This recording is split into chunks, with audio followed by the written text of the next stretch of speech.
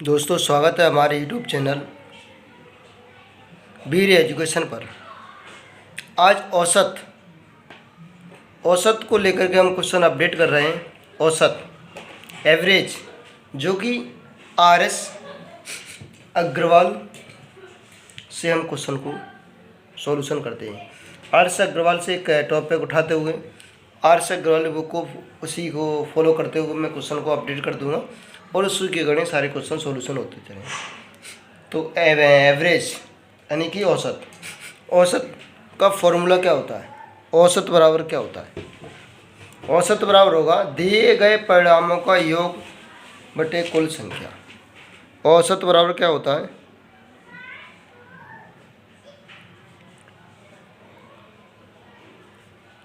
दिए गए परिमाणों का योग बटे परिणामों की संख्या।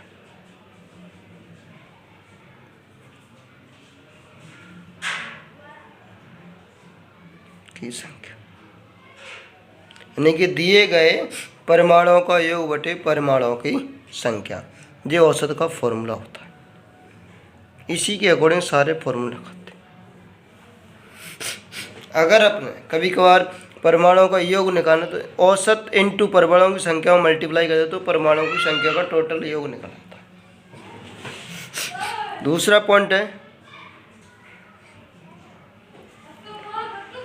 औसत चाल, यानी कि कोई भी निश्चित दूरी पर कोई भी चाल चलता है तो औसत दूरी निकालने का क्या फॉर्मूला है? यानी कि औसत चाल, कोई भी ट्रेन वगैरह दिया गया, ट्रेन की चाल 1 किलोमीटर प्रति घंटा, अगली ट्रेन की चाल 22 किलोमीटर प्रति घंटा है, तो उतनी चाल पर किस तरीके से औसत चाल निकाला हो? तो औसत चाल के लिए क्या फॉर्मूला होगा? 2x by x plus by kilometre प्रति आवर, ये इसके लिए फॉर्मूला होगा। तीसरा पॉइंट देखो, समांतर श्रेणी। समांतर श्रेणी में कैसे निकालते हैं? अर्थ कहने जिसे एपी बोलते हैं। एपी में क्या होता है? A plus D, A plus 2d, A plus 3d, A plus 4d,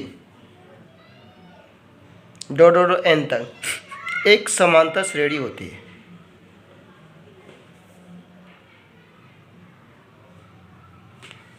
जिसमें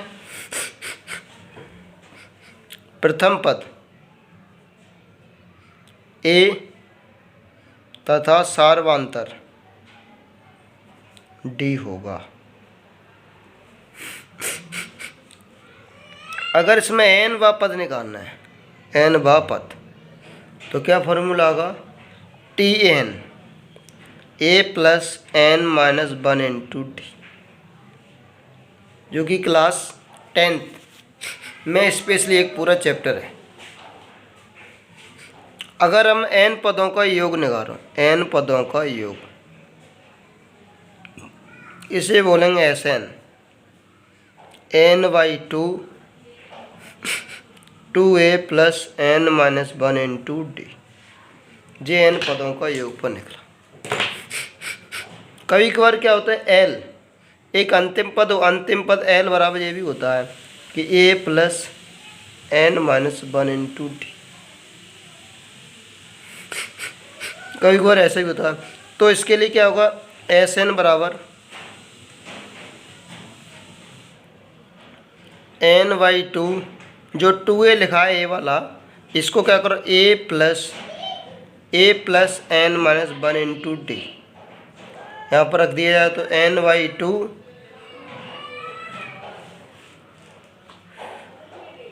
a प्लस n बन जाएगा। कभी कभार क्वेश्चन में फर्स्ट और लास्ट टर्म दिया रहता है। एल मीन्स होगा लास्ट, अंतिम पद। एल का मतलब क्या होगा? अंतिम पद। इस तरीके से एन प्राकृतिक संख्याओं का योग, एन प्राकृतिक नहीं, प्राकृतिक संख्या 1 plus 2 plus 3 plus dot dot, ये नंबर कहाँ था? एन तक। तो इसके लिए क्या फॉर्मूला होगा? तो ये फॉर्मूला क्या होगा, डायरेक्ट शॉर्ट निकालेंगे 1/2 n+1। इस वाले फॉर्मूले से इसे निकाल सकते हैं। इसी में एक दूसरा फॉर्मूला विषम संख्या, प्रथम n विषम संख्या का योग,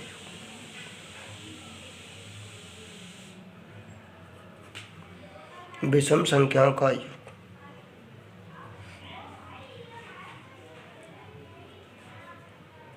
विषम संख्या मीन्स 1, 3, 5, 7 ... n तक। इसके लिए क्या फॉर्मूला होगा, n की जगह होगा 2n-1, n होगा 2n-1, जब विषम संख्या हो जाए 2n-1। इसके लिए फॉर्मूला होगा डायरेक्ट n²। इससे पता चलता है कि विषम संख्याओं के योग के लिए n² लगाएंगे और सम संख्याओं के लिए 1/2 n × n+1 ये वाला फॉर्मूला। यहाँ देखो, प्रथम n सम प्राकृत संख्याओं का योग, यहाँ पर सम संख्याओं की बात की गई, तो 2 + 4 + 6 ... 2n, तो इसमें फॉर्मूला होगा n+1। प्रथम n प्राकृत संख्याओं के वर्गों का योग, वर्गों का योग होगा तो 1² 2² + 3² और n² होगा तो 1/6 n+1 2n+1। अब एक n प्राकृतिक सम संख्याओं के घनों का योग है। यहाँ घन के लिए क्या होगा, 1/2 होगा n+1 का होल स्क्वायर हो जाएगा, यानी कि दोनों का होल स्क्वायर। इस तरीके सारे फॉर्मूले हो गए। और भी इम्पोर्टेंट फॉर्मूला जो क्वेश्चन ये इन सभी फॉर्मूले का क्वेश्चन सॉल्यूशन होने के बाद जो नए फॉर्मूले उसको मैं अपडेट करूँगा। अब हमारा क्वेश्चन, प्रथम 50 प्राकृतिक संख्याओं का औसत निकालो। प्रथम 50 का मतलब 1 + 2 + 3 + ... 50 तक। अभी आपने क्या सीखा, 1 + 2 + 3 + ... n के लिए क्या होगा 1/2 n+1 ये वाला फॉर्मूला था। सेम वही वाला फॉर्मूला लगा दो, यहाँ n बराबर हो जाएगा 50, क्योंकि नंबर कितने टोटल 50, n बराबर 50। फॉर्मूला 1/2 n और n+1 50 + 1 1/2 50 × 51, काट दो 25 बचे, इनका मल्टीप्लाई कर दो, 25 × 25 2 25 5 125 126 और 27। अब आपको औसत निकालना, क्या निकालना, औसत। औसत के लिए क्या करें, देखो औसत बराबर टोटल कितने नंबर हैं, टोटल नंबर 50 है ना, तो 50 संख्या का औसत निकला 1257। इसमें 50 का भाग कर दो तो औसत निकलेगा 25.5, जो हमारा क्या राइट आंसर। इस तरीके से कोई भी हो प्राकृत संख्या का औसत निकाल सकते हैं n+1/2 फॉर्मूले से। 60 तक की सभी विषम प्राकृतिक संख्याओं का औसत निकाल। तो देखो 60 तक, यानी 60 तक सभी विषम संख्या कौन सी होती हैं, 1 3 5 ... 60 तक मतलब यहाँ 59 तक 60। अब यहाँ देखो, अब यहाँ पता नहीं कितने नंबर है, 1 3 + 59 तक सम और विषम होते हैं, तो 59 तक 30 सम होंगे 30 विषम होंगे, तो n बराबर 30 होगा, n बराबर क्या होगा 30 होगा। अब विषम संख्याओं की प्राकृतिक संख्याओं का योग को, तो ये क्या होता है योग, तो योग के लिए होगा n²। विषम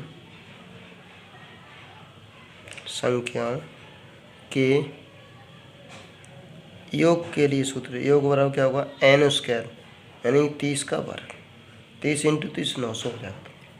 अब 900 में औसत निकालोगे, क्या निकालोगे औसत, तो 900/30, क्योंकि 30 ही तो नंबर हो गए, इसे काटो 30 निकल, औसत बराबर क्या निकलेगा 30। यहाँ n बराबर निकालने के लिए एक दूसरा फॉर्मूला है, जो कि समांतर श्रेणी के अकॉर्डिंग आप n निकाल सकते हैं। उसको भी बता देता हूँ। 1 + 3 + 5 + ... 59। ये अपने आप में एक समांतर श्रेणी है। क्या श्रेणी है? समांतर श्रेणी। जब ये अपने आप में समांतर श्रेणी है तो प्रथम पद a बराबर 1 होगा और d बराबर होगा 3 - 1 यानी कि 2। अब nवा पद क्या होगा? nवा पद यानी कि n20 लास्ट वाला होगा। लास्ट वन 59 हो गया। a + n - 59 × 1 × d। d की वैल्यू क्या होगी तुम्हारे पास?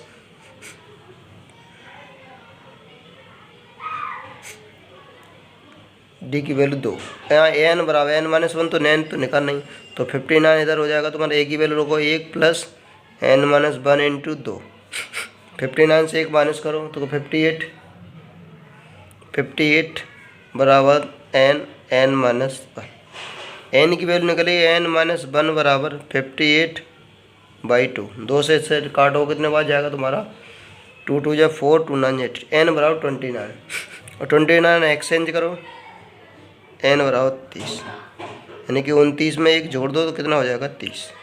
n बराबर 30। यहाँ से भी n निकाल सकते, नहीं तो डायरेक्ट आप विषम के अकॉर्डिंग पता चल जाता तो उस तरीके से वहाँ से निकाल सकते। इस तरीके आप क्वेश्चन को सॉल्यूशन कर सकते हैं। इस क्वेश्चन में देखो 50 तक की सभी सम संख्याओं का औसत कितना? तो 50 तक की सभी यानी कि सभी क्या पूछेगा? सम संख्या पूछेगा। सम संख्या 2 से शर्त 2, 4, 6, 8, 2 50 तक, तो लास्ट आएगा 50। तो इसके लिए सम संख्याओं के लिए क्या फॉर्मूला था आपका? n + 1 था। अब 50 तक है तो n 5 यानी कि n बराबर होगा तुम्हारा यहाँ 25 हो जाएगा। फॉर्मूला क्या था सम संख्याओं के लिए? n + 1 25 + 26। इसका गुणा करो। 25 × 150 15, 25 दूनी 50 और 15 होगा।